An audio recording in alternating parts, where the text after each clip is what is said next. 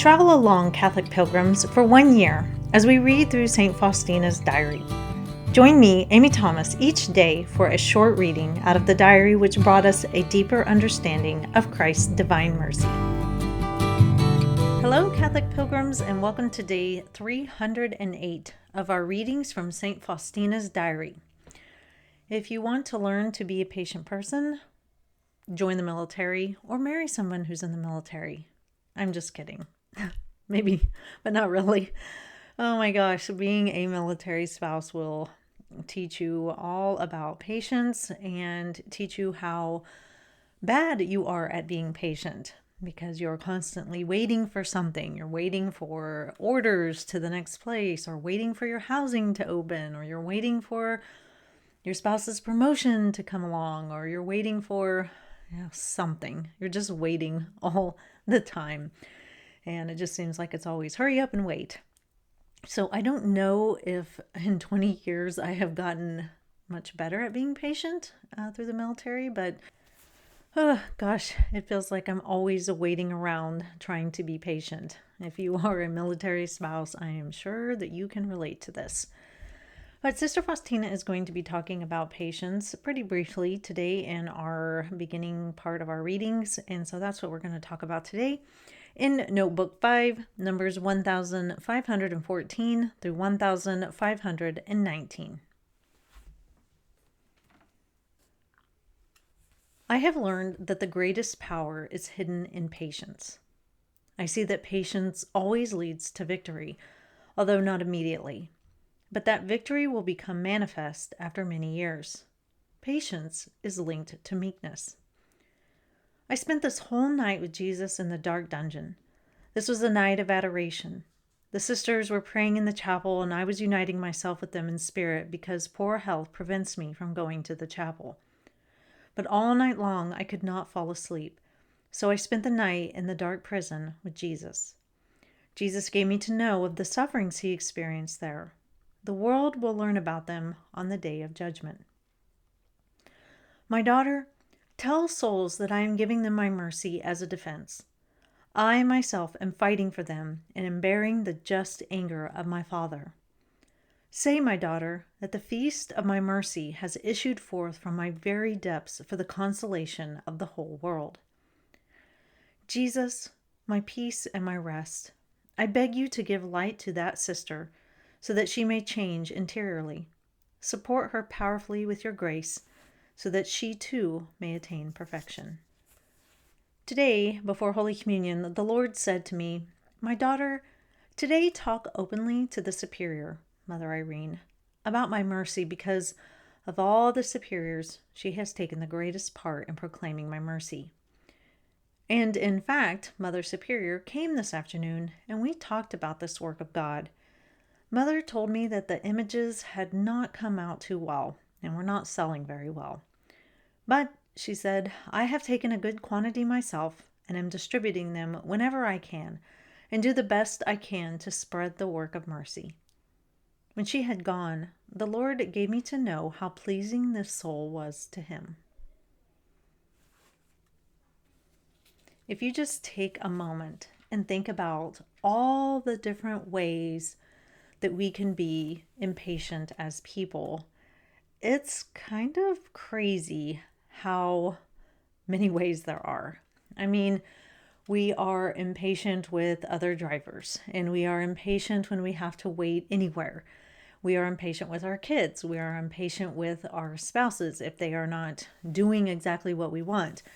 We're impatient with ourselves if we're not healing up well after some kind of surgery, if we're not, fixing ourselves right away, if we're, needing to correct a behavior within ourselves, we're not patient with ourselves and give ourselves any time whatsoever.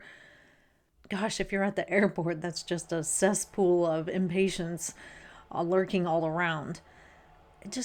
There are so many ways that we are impatient. And if we think about it, we are more impatient than we are patient people. It's very rare that we're just calm, patient, willing to just see how things play out, or willing to just roll with the punches, or, just being understanding of other people and that they might be going through a situation, or even with ourselves. We just are not patient. And we all want to be patient. When I was younger, that was a frequent prayer of mine, God, make me patient. And one of my coworkers, told me, Amy, God's not just going to make you patient. You're going to have to work on it. And he'll help you, but you got to work on it. He's just not going to poof make you patient like a genie. I was like, oh, yeah, I guess that's true. You mean I have to work on this? But we do. We have to work on being patient people because our default setting is impatience. And so I think it's a good exercise to explore why we are being impatient. I feel like I'm an extremely impatient person. I do feel like I have gotten a little bit better, but overall, it's definitely something that I struggle with. And so if we think about all the reasons why we're impatient, it can really help us to understand what's causing it. Are we worried about not getting something done on time? Are we worried we're going to be late for something? Are we wanting to spend our time doing something else, but here we are waiting on somebody to get through the line at the DMV or get through the line at the airport or whatever it is? Are we hurrying about so much that anybody who gets in our way, maybe other drivers or even our children, we become impatient with them? It's such a good practice to just kind of think about, why am I so impatient in this moment? And the answer usually boils down to things are not going how I want them to go. And the reality is that there's so very little externally that we can control. I can't control other drivers, and I can't control airports, and I can't control DMVs and banks and all the different places that we get impatient at. I have so little control over them, and I want it to all go my way, but the guy next to me wants it all to go his way, and so he's impatient, and the person next to him wants it to go all their way, and so they're impatient with the guy next to them and me, because I have different wants and desires than the rest of them. And so that's what really causes impatience, because we want it now, we want to do what we want to do, and people are getting in our way. We don't like that. And so, gosh, what is a remedy really for patience? Because we get the chance to practice patience all the time. We just don't take the opportunity to practice it well. And it's tricky because, like I said, I don't feel like I'm doing that great of a job. I do think as you get older and you mature a little bit more and you start to realize how quickly life goes by and how precious moments are, and time with people is, I think patience tends to come more as you age. Like when I watch grandparents playing with their grandkids, they are so patient. They don't mind if they make a little mess, and they, are jabbering on about a story and that doesn't make any sense, and the grandparents are listening to it as if they get it all. And, as parents, we're like, yeah, okay, okay, yeah, good.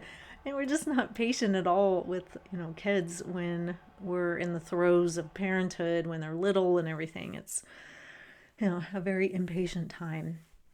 And so I think one of the things that can help is, number one, being aware when you are being impatient with someone or a situation, and just stop and analyze. Okay, why am I being so impatient? Why am I so irritated? What's going on? And then just run through what is upsetting you.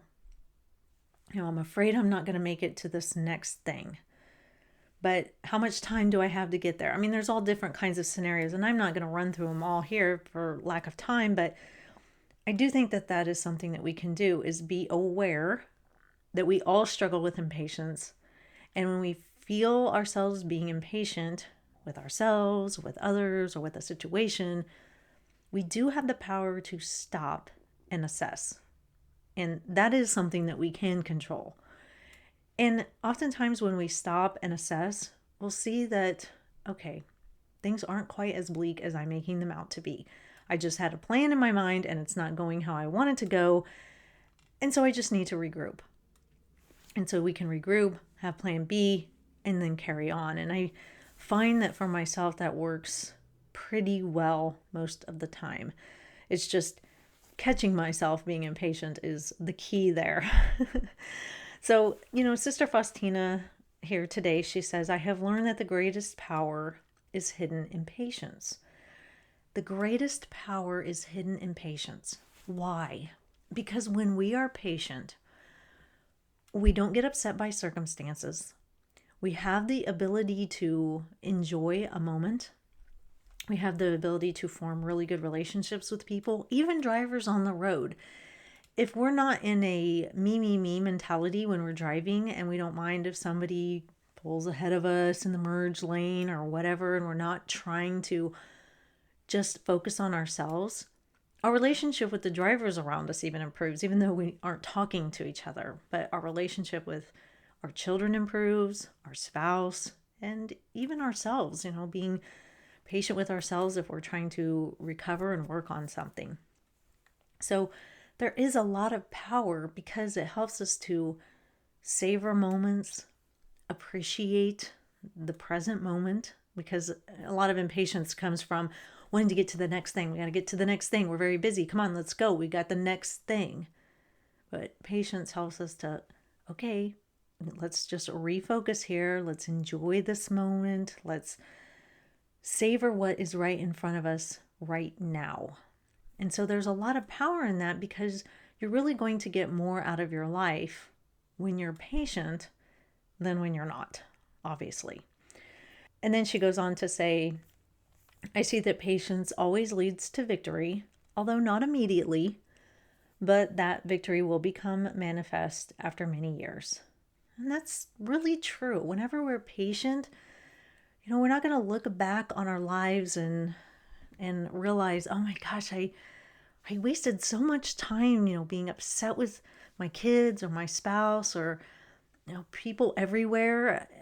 I wasted so much time just hurrying from the next thing to the next thing that I didn't appreciate it all, and I didn't see it all for what it was. And I just missed out on so much because I was just impatient with getting to the next thing or moving on with the next thing. And it's just something to definitely be aware about. So that is all for today, Catholic Pilgrims. I'll see you back here for day 309.